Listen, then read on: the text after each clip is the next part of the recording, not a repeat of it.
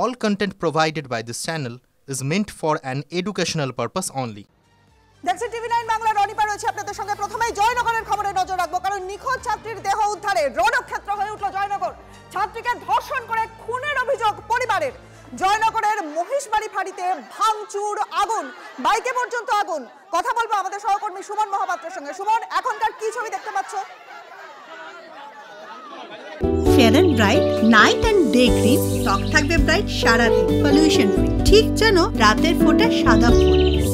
সারাদিন happy bright skin.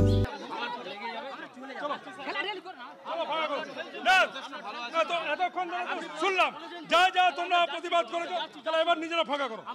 চলো নিজেরা ফাঁকা করো, চলো চলো চলো চলো আগে চলো।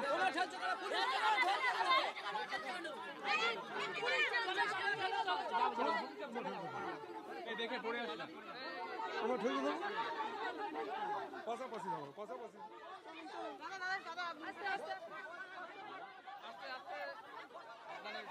একেবারে দেখতে পাচ্ছ ছবিটা। এই মুহূর্তে পুলিশ জোর করে কিন্তু রীতিমতো যারা বিক্ষোভ প্রদর্শন করছিলেন তাদেরকে কিন্তু সরিয়ে ফেলা হচ্ছে, বল প্রয়োগ করে সরিয়ে দেওয়া হচ্ছে এবং রীতিমতো শাসানির সুর পুলিশের মুখে। পুলিশের আধিকারিকরা ঠেলে ঠেলে এইভাবে দেখো দেখো দেখো রাস্তা দিয়ে ঠেলে সরিয়ে দেওয়া হচ্ছে। পুলিশ অফিসার তিনি কিন্তু রাস্তা দিয়ে ঠেলে এভাবে সরিয়ে দিচ্ছেন এই এলাকার মানুষদেরকে যারা বিক্ষোভ দেখাচ্ছিলেন, ধর্ষণের সুবিচারের দাবিতে যারা বিক্ষোভ দেখাচ্ছিলেন, এবং রীতিমতো শাসানির সুর পুলিশের মুখে এবং রীতিমতো তেড়ে যাচ্ছে পুলিশ তাদের দিকে। এবং এই মুহূর্তে গোটা এলাকায় পুলিশ কিন্তু এই যারা বিক্ষোভকারী ছিলেন তাদেরকে সরিয়ে ফেলছেন। এবং তোমাকে বলে রাখি, এখানকার যে পুলিশ অফিসাররা যারা রয়েছেন, যে ফোর্স রয়েছে, তারা কিন্তু রীতিমতন শাসানির সুরে মানুষকে এখান থেকে সরিয়ে দিচ্ছে। ছবিটা দেখাতে বলবো। বলা হচ্ছে যে ভালো ব্যবহার করছিলাম, সহ্য হলো না, তাহলে কি খারাপ ব্যবহার করবো অন্য অফিসারদের মতন? রীতিমতন এই সুরে পুলিশ ধমক দিচ্ছে এলাকার মানুষের, এবং সেটা হচ্ছে ওপেন ক্যামেরার সামনে। এবং পুলিশ এই মুহূর্তে বিক্ষোভকারীদের কিন্তু সরিয়ে ফেলছে। এবং এই মুহূর্তে যারা বিক্ষোভ দেখাচ্ছিলেন, যারা এই ধর্ষণ কাণ্ডের সুবিচারের দাবি করছিলেন, তাদেরকে কিন্তু এভাবে সরিয়ে ফেলছে পুলিশ। তোমার সঙ্গে খালি মারামারি করবো, হবে হবে বিচার হয়ে যাবে? না না না, সেটাই তো চাইছো তোমরা, তোমরা সেটাই চাইছো। আমি এসেছি 2 ঘন্টা, আমি এসেছি 2 ঘন্টা, এখানে 4 জন 5 জনের সঙ্গে বকর বকর বকর বকর করেই যাচ্ছি। তো ওটাই তো আমি বলছি যে আইনগত পদ্ধতিতে চলতে হবে। যদি সাজা চায়, যাও এইভাবে তো আন্দোলন সাজা চায়, প্রকৃত আইন অনুযায়ী চলতে হবে। চোখ নাও, পৃথিবীটা কানা হয়ে যাবে, এটা বোঝো। স্যার এটাই আমরা এদেরকে বোঝাচ্ছি যে এইভাবে রাস্তায় আন্দোলন করলে তোমরা সেইটা বোঝাও, সবাইকে ঘরে পাঠাও। ঘরে পাঠিয়ে তোমাদের মধ্যে থেকে যারা যারা শুভ বুদ্ধি সম্পন্ন আছো 4-5 জন আসো, আমি কথা বলবো, আমি কথা বলবো। এবং যা যা যা যা আইনগত পদ্ধতি আছে আমি দায়িত্ব নিয়ে করিয়ে দেবো। কিন্তু সবাইকে আগে বাড়ি পাঠাতে হবে, সবাইকে বাড়ি পাঠাতে হবে, সবাইকে বাড়ি পাঠাতে হবে, এখানে রাখলে হবে না। কেননা এটা এই দেখো, এই যে সাইডে রয়েছে, আমরা যদি এখন তাড়াহুড়ো করি, পুকুরে কে পড়বে তার ড্রাইভার পুলিশের আসবে। যদি প্রকৃত আইনগত পদ্ধতি চাও তাহলে সবাইকে বাড়ি পাঠাও। একেবারে দেখো, পুলিশ এভাবেই কিন্তু এই এলাকাবাসীকে রাস্তা থেকে সরিয়ে দিচ্ছে যারা বিক্ষোভ দেখাচ্ছিলেন, এবং রীতিমতন শাসানির সুরে তাদেরকে বাড়িতে পাঠানো হচ্ছে। এবং এই মুহূর্তে কৃপাখালী গ্রামে যে বিক্ষোভ চলছিল, সেই বিক্ষোভ পুলিশের শাসানিতে পিছু হটছে। তবে এই এলাকার মানুষ তারা কিন্তু বলছেন তারা ধর্ষণের সুবিচার চান, এবং সেই সুবিচারের দাবিতে যে বিক্ষোভ তারা দেখাচ্ছিলেন সেখানে কিন্তু রীতিমতন বল প্রয়োগ করে পুলিশ তাদেরকে সরিয়ে দিল। এবং এই মুহূর্তে পুলিশ কিন্তু কৃপাখালী গ্রামের অভ্যন্তরে ফোর্স নিয়ে প্রবেশ করছে, এবং যারা বিক্ষোভ দেখাচ্ছিলেন তাদেরকে কিন্তু জোর করে রীতিমতো ঠেলে সরিয়ে দেওয়া হলো। আমরা সেই ছবিটা সরাসরি দেখলাম। এবং শাসানির সুরে পুলিশ কিন্তু বলল, এতক্ষণ ভালো ব্যবহার করছিলাম, এরপরে কিন্তু খারাপ ব্যবহার করব। তারপরেই কিন্তু বল প্রয়োগ করে এই বিক্ষোভকারীদের সরাতে বাধ্য হলো পুলিশ। বিচার চান? আমার প্রশ্নের আগে উত্তর দিন। আপনারা কি আইনগত পদ্ধতিতে বিচার চান? যদি আইনগত পদ্ধতিতে বিচার চান, এইরকম ভাবে হই হই করে কাজটা হবে না। যা যা পরপর নিয়ম আছে, সেই নিয়ম অনুযায়ী ভারতীয় দণ্ডবিধি অনুসারে, ভারতীয় সংবিধান অনুসারে আপনাদেরকে চলতে হবে। সেইভাবে যদি চলেন তাহলে এইরকম হই হই করে আপনারা পুলিশকে দুটো ইট মারবেন, পুলিশ দৌড়িয়ে যাবে, এতে কোনো ফায়দা নেই। প্রথমে আপনাকে বুঝতে হবে আপনারা কেউ আমরা পুলিশের সাথে কিন্তু বারবার বাদানুবাদ হচ্ছে এবং স্বাভাবিকভাবে এলাকাবাসী তারা কিন্তু ক্ষিপ্ত, তারা বিক্ষোভ দেখাচ্ছেন।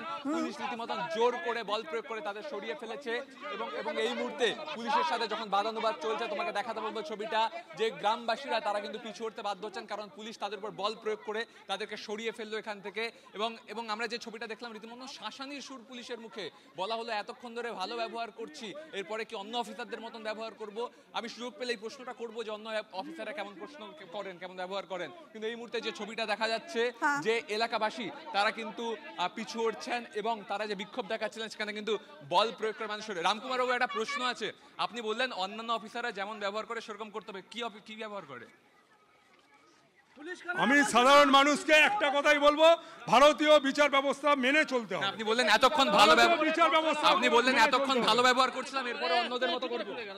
আপনি বললেন এতক্ষণ ভালো ব্যবহার করছিলাম, এরপরে অন্যদের মতো করব। অন্যরা কিরকম করে কাইন্ডলি বলবেন, অন্যরা কিরকম করে কাজটা করতে দেন। আপনি বললেন এতক্ষণ ভালো করছিলাম, এরপরে অন্যদের মতো করব। পুলিশ নির্বাক এবং শাসানির সুরে রীতিমতন এই এলাকাবাসীদের এখান থেকে সরিয়ে দেওয়া হলো এবং তারা বিক্ষোভ দেখাচ্ছিলেন ধর্ষণের সুবিচারের দাবিতে। যে ঘটনা ঘটে গিয়েছে তার বিক্ষোভ দেখাচ্ছিলেন, সেখানে কিন্তু রীতিমতো পুলিশ কিন্তু বল প্রয়োগ করে তাদের সরিয়ে ফেললো। আমি ছবিটা দেখাতে বলবো দীপঙ্করকে।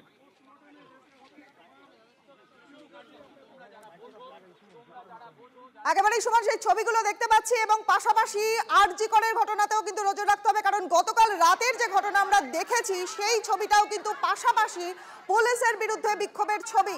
পাশাপাশি দুটো ছবি দেখাচ্ছি আপনাদের, জয়নগরে বিক্ষোভের মুখে পুলিশ এবং আরজি করে রোষের মুখে পুলিশ। কারণ গতকাল রাতে আরজি করে এমনই ভাবে যারা আরজি করে যারা বিক্ষোভ দেখাচ্ছিলেন, যারা ডাক্তাররা, জুনিয়র ডাক্তাররা,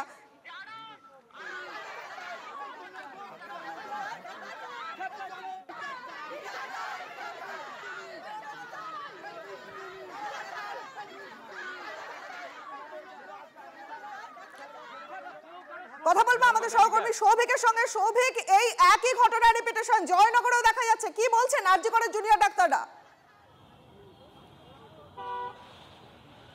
একদমই তাই। দেখো, বারবারই কিন্তু এই পুলিশি নিষ্ক্রিয়তার চিত্র উঠে আসছে। আমরা দেখেছিলাম তিলোত্তমার সময় কিন্তু পুলিশ নিষ্ক্রিয় ছিল, আমরা দেখেছি বাসডুনিতে যে অ্যাক্সিডেন্ট হয়েছিল সেখানে পুলিশ নিষ্ক্রিয় ছিল।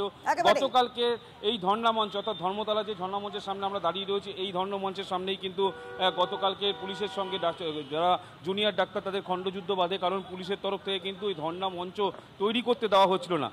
অর্থাৎ এক কথায় বলা যেতে পারে যে বেশিরভাগ জায়গাতেই কিন্তু পুলিশের নিষ্ক্রিয়তা দেখা যাচ্ছে। আমরা এই জুনিয়র ডাক্তারদের সঙ্গে কথা বলে নেব। গতকাল তো আপনারা এখানে যখন ধর্ণা মঞ্চ তৈরি করতে এসেছিলেন, পুলিশ বাধা দিয়েছিল এবং পুলিশের সঙ্গে খণ্ডযুদ্ধ হয়। এই যে পুলিশ নিষ্ক্রিয়তা, অর্থাৎ গতকালকের জয়নগরে একটি বাচ্চাকে ধর্ষণ এবং রেপ করা হয়েছে, ধর্ষণ করে মার্ডার করা হয়েছে এবং সেক্ষেত্রেও পুলিশের এই নিষ্ক্রিয়তা উঠে আসছে, কি বলবেন? পুলিশের এত ভয় কিসের? পুলিশ কাদের আড়াল করতে চাইছে? গতকাল আমরা অবস্থান মঞ্চ বানানোর সময় আমাদের বন্ধুকে মার কেন খেতে হলো, এর দায় কে নেবে? আমরা এখানে অবস্থান করলে আমরা তো কর্মবিরতি তুলে নিয়েছি, বেশিরভাগ ডাক্তারই হসপিটালে বসে রয়েছেন, খুব কম সংখ্যক ডাক্তার আমরা এখন এখানে বসে রয়েছি। এই কটা ডাক্তারের অবস্থানকে পুলিশ এত ভয় পাচ্ছে কেন? আজকে তো আপনাদের 24 ঘন্টা পেরিয়ে যাওয়ার পরে কি সিদ্ধান্ত হবে? 24 ঘন্টা কি পেরিয়ে যাবেই? আমাদের কি অনশনে বসতেই হবে তাহলে, নাকি আজকে সরকারের কোনো সদিচ্ছা আছে সলিউশনে পৌঁছানোর? অর্থাৎ এখানেই কিন্তু প্রশ্ন, যেখানে জুনিয়র ডাক্তাররা বলছেন যে গতকালকের এই অবস্থানে বসবার সময় কিন্তু তারা বলেছিলেন যে 24 ঘন্টার মধ্যে যদি তাদের যে দাবি দেওয়া সেই দাবিগুলো যদি না মানা হয় তাহলে কিন্তু আমারও অবসানে বসবে।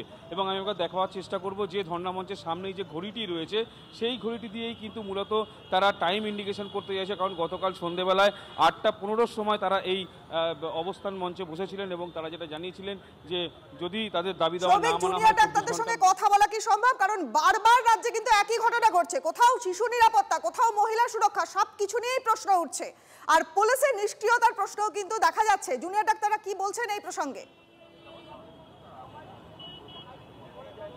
একদমই, আমি সরাসরি একবার কথা বলে নেব। বিভিন্ন জায়গায় যে পুলিশি নিষ্ক্রিয়তার একটা চিত্র উঠে আসছে। আপনারা দেখছেন যে গতকালকে যে জয়নগরে যে ঘটনাটা ঘটেছে, একটা 4 বছরের শিশুকে ধর্ষণ করে মার্ডার করা হয়েছে এবং পুলিশ প্রথম অবস্থায় নিষ্ক্রিয় হয়। আজকে সেখানে পুলিশের গাড়ি ভাঙচুর, পুলিশের থানা ভাঙচুর, কী বলবেন? এই সমস্ত ক্ষেত্রে দেখা যাচ্ছে যে পুলিশ নিষ্ক্রিয়। কীভাবে দেখছেন পুরো বিষয়টা? পুরো বিষয়টাতেই একটা তো পুলিশের ভূমিকা থাকেই, যে এটা প্রোটেক্ট করা উচিত। প্রোটেক্ট ওই টাইমে না করলে তো এই সব জিনিস হবেই। মানে জিনিসটা তো দু সাইডেরই, মানে আমাদের কিছু খারাপ হলে ওদের প্রোটেক্ট করা উচিত। ওই টাইমে কিছু না করলে next time people will be violent only, না? অর্থাৎ কোনো একটা জায়গা থেকে ডাক্তাররা যেটা বলতে চাইছেন যে সমস্ত যে প্রশাসনিক ব্যবস্থা সেটা কিন্তু গ্রহণ করতে হবে পুলিশকেই। আমি অপর একজন চিকিৎসককে পেয়ে গেছি, জুনিয়র চিকিৎসক, আমি সরাসরি একবার তার সঙ্গে কথা বলে নেব। আপনারা তো এই নিজেদের মতো অপর আরেকটি ঘটনা গতকাল যেটা ঘটলো জয়নগরে, এবং পুলিশ সেই প্রথম অবস্থায় নিষ্ক্রিয় এবং আজকের কিন্তু পুলিশের গাড়ি ভাঙচুর, থানার উপর ভাঙচুর হয়েছে। কি বলবেন এই যে পুলিশের এই নিষ্ক্রিয়তা নিয়ে, কি বলবেন? আমরা প্রথম দিন থেকেই দেখতে পেয়েছি 9 আগস্ট আরজি করে এরকম একটা নৃশংস ঘটনা হয়ে যাওয়ার পরও পুলিশ তো প্রায় আমাদের হাসপাতালে তো রক্ষা দিতে পারছেই না, সেটা আমরা বিভিন্ন ইনস্টেন্সে দেখছি এবং প্রমাণ লোপাটেও আমরা দেখছি পুলিশের কতটা রোল।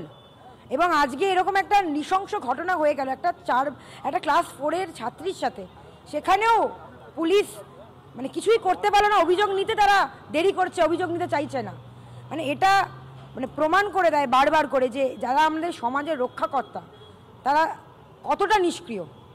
অর্থাৎ বোঝাই যাচ্ছে যে প্রত্যেকটা ক্ষেত্রেই, আমরা তিলোত্তমার ক্ষেত্রে দেখেছিলাম, আমরা গতকালকের জয়নগরের ক্ষেত্রেও দেখলাম, কিন্তু যে পুলিশের প্রথম অবস্থায় পুলিশের যে ইনভেস্টিগেশন, অর্থাৎ প্রথম অবস্থায় তদন্ত শুরু, সৌভিক দেখতেই পাওয়া যাচ্ছে যে একের পর এক পুলিশের নিষ্ক্রিয়তার অভিযোগ উঠছে এবং পাশাপাশি এই মুহূর্তে দেখলাম পুলিশের আস্ফালনও।